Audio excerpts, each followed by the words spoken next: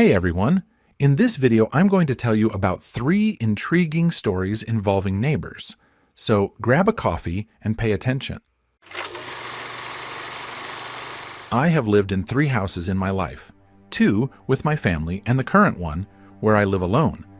We lived in the first house for the first 15 years of my life and in the second house for the following 7 years before I moved to my current home. This experience occurred in our first house when I was 15. During the last few months, my family lived there. I don't recall my family being particularly friendly with the neighbors. In fact, there were 2 kids living next door with their father, whom my brother and I maybe spoke to once or twice in our entire lives. As strange as it sounds, we knew their names, Eric and Todd. One day, my brother and I were playing basketball in the garage when one of the boys next door, Todd, came out to talk to us. I don't remember exactly what we said to each other, but I do remember the first thing he asked was if it was true we were moving. As the older brother, I did most, if not all, of the talking. Todd was probably around the same age as me, though I never asked. By the end of the conversation, he invited me to go with him and his brother to shoot air rifles by the river in the woods at the end of the street the next day. I agreed, since it was the weekend and I had nothing else to do. My younger brother asked to come along at the last second, assuming he was automatically invited too. Todd said yes and then left. At the end of the next day, about an hour before sunset, Eric and Todd rang the doorbell. We answered quickly because our parents didn't know we were going out to shoot. Walking down the sidewalk with Todd and Eric dressed in camouflage clothing and carrying a bag full of air rifles was very strange. The level of seriousness these 2 had was really odd to me and my brother, and we exchanged looks trying not to laugh a few times because of it.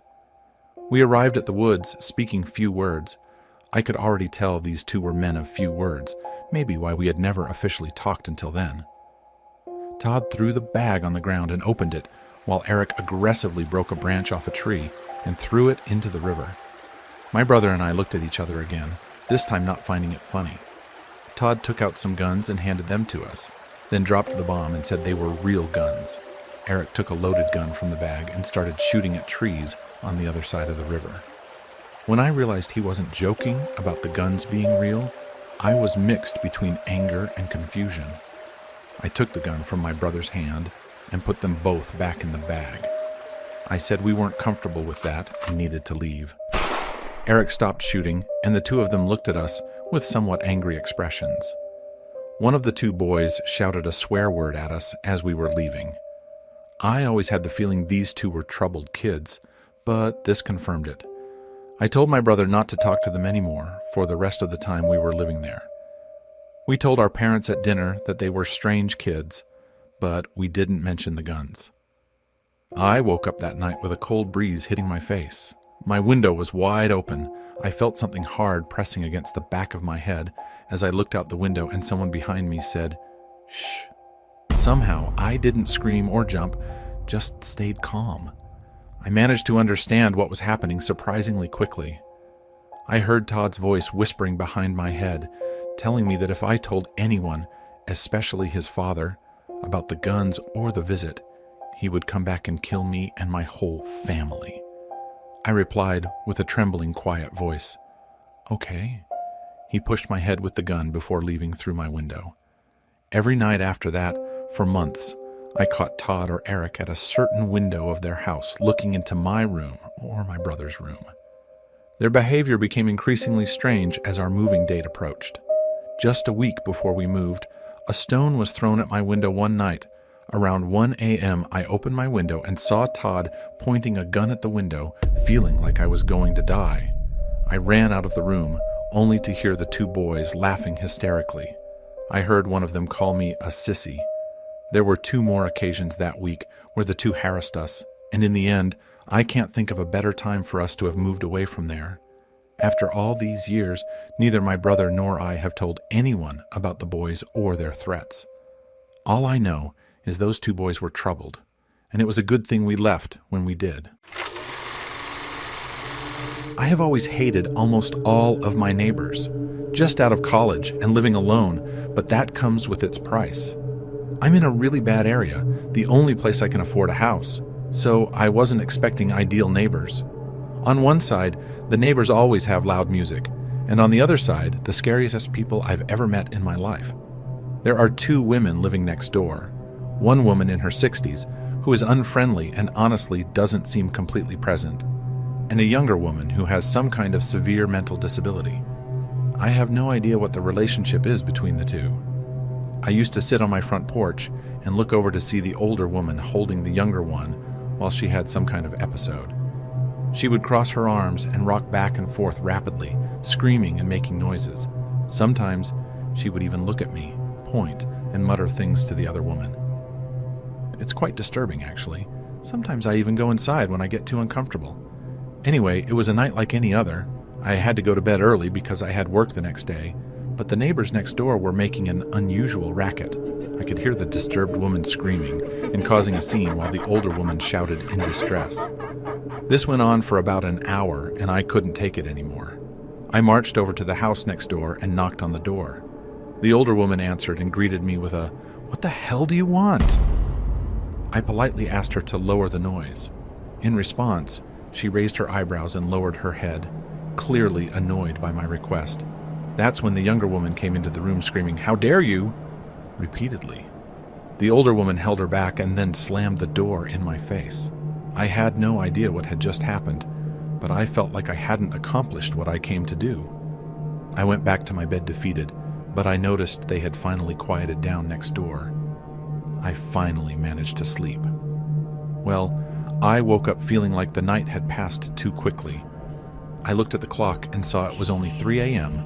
My head fell back on the pillow in relief. But soon, I began to think I could hear something downstairs. I got out of bed and went to the door to make sure I wasn't hearing things. When I didn't hear any more sounds, I went back to bed. I woke up again in a dark room, just 20 minutes after I had fallen asleep again. I didn't know what could have woken me up, but then I heard. Then I panicked and tried to find my phone on the bedside table to use as a light source.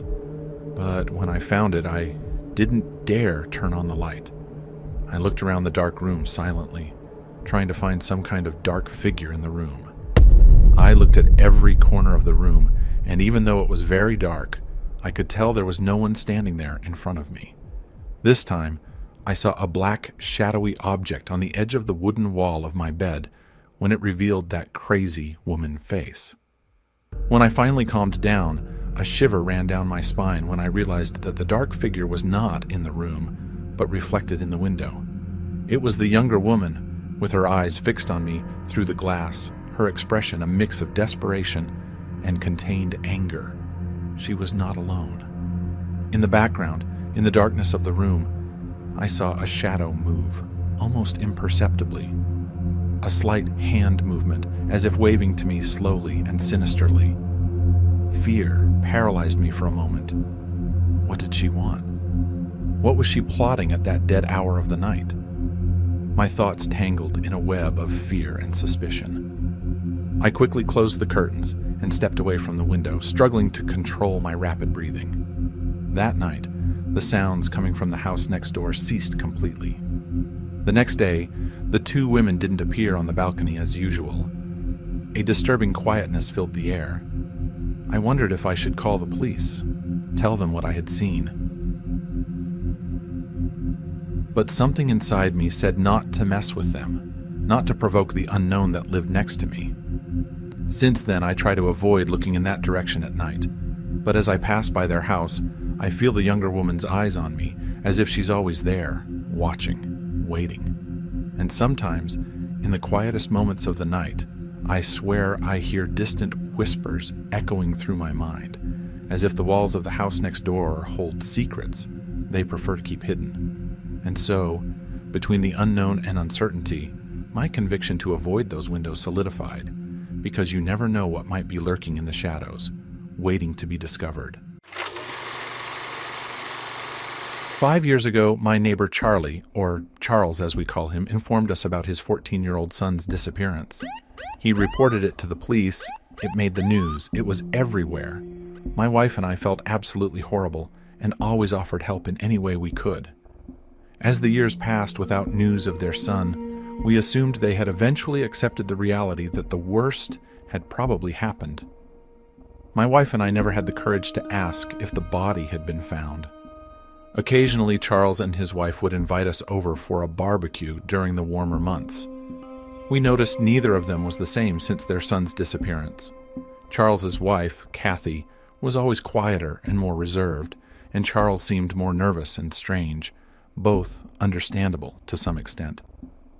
Fast forward a few years to last week, Charles came to me while I was taking out the trash and asked to borrow a shovel.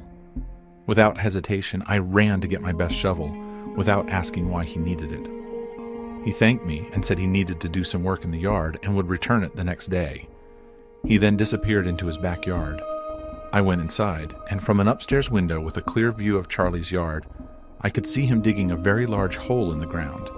He seemed to be struggling. After all, he's 56. I decided to grab my second shovel and help him. When I entered his yard and called his name, he looked up from what he was doing, dropped my shovel, and ran over to me, saying, No, it's okay. I've got it. Please, just go. I said, What's your problem? It's no big deal. Mostly because of his bizarre reaction.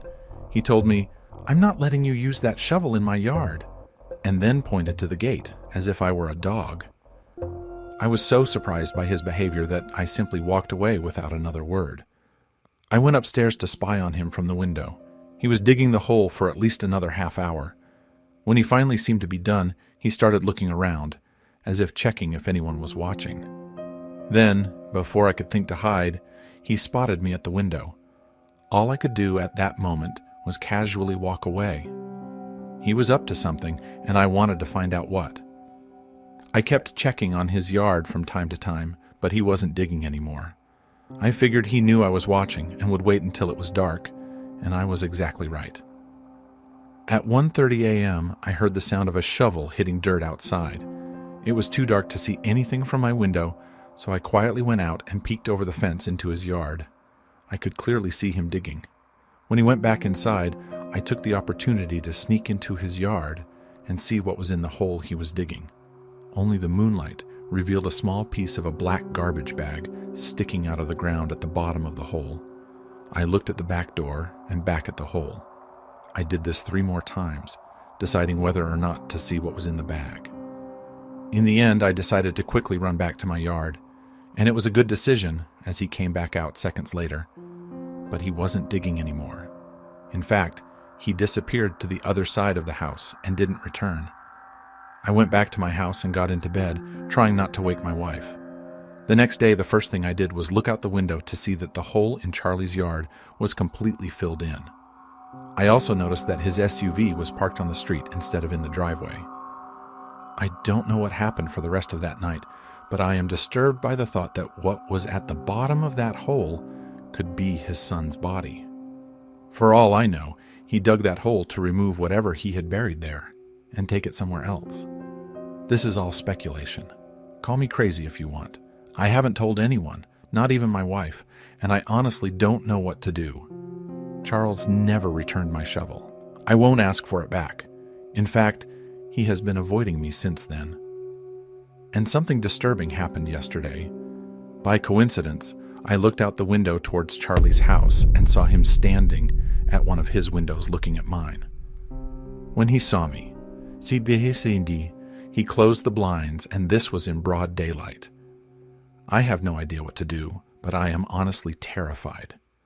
If you enjoyed the stories, subscribe to the channel to stay updated on more videos like this. This is John Dark, and until next time.